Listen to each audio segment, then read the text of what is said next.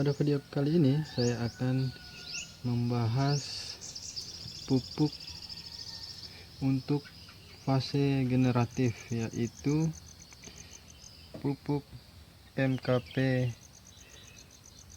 VS Gandasil B. Apakah perbedaan atau kelebihan dari kedua pupuk ini yang biasanya digunakan petani pada fase generatif pada tumbuhan padi?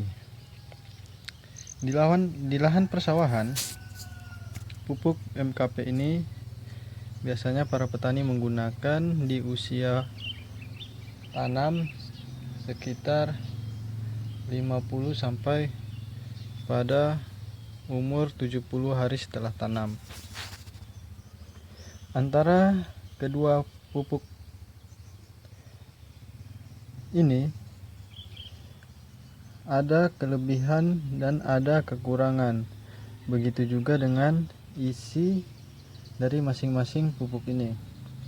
Yang akan kita bahas yang pertama yaitu pupuk MKP dari produknya Pak Tani atau Saprotan.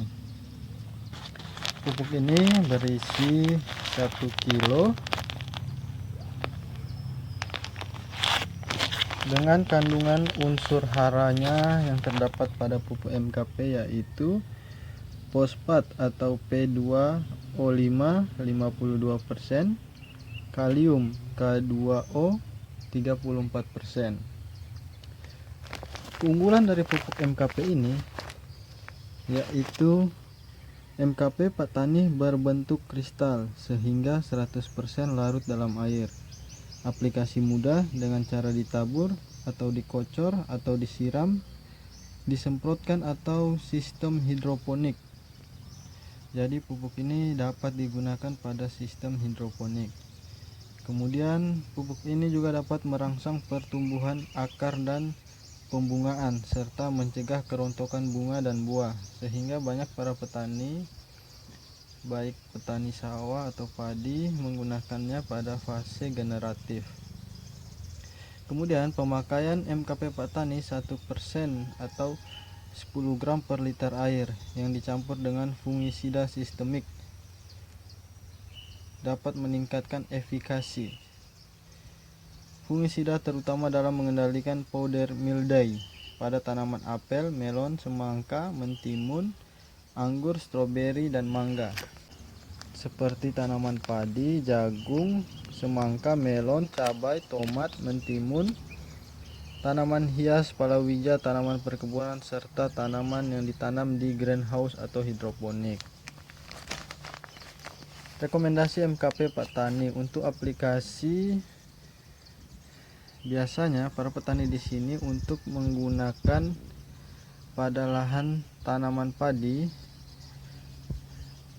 untuk biasanya digunakan 3 sendok makan sampai dengan 6 sendok makan tergantung kondisi tanaman, sehingga teman-teman petani dapat mengaplikasikan dengan melihat keadaan dari tumbuhan padi atau tumbuhan lainnya.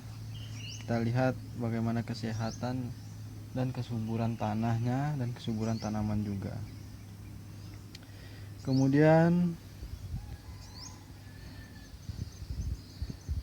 MKP ini yaitu diproduksi oleh Saprotan Utama yang biasa dikenal dengan Pak Tani. Kemudian kita bahas lagi yang kedua yaitu Gandasil B. Gandasil B merupakan pupuk daun yang lengkap dan sempurna. Kemudian berbentuk tepung yang larut dalam air dengan cepat dan sempurna. Kemudian pupuk ini biasa saya gunakan, dia berwarna merah muda.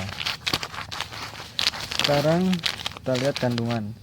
Gandasil B mempunyai susunan yang khusus diciptakan untuk merangsang pembentukan bunga dan buah.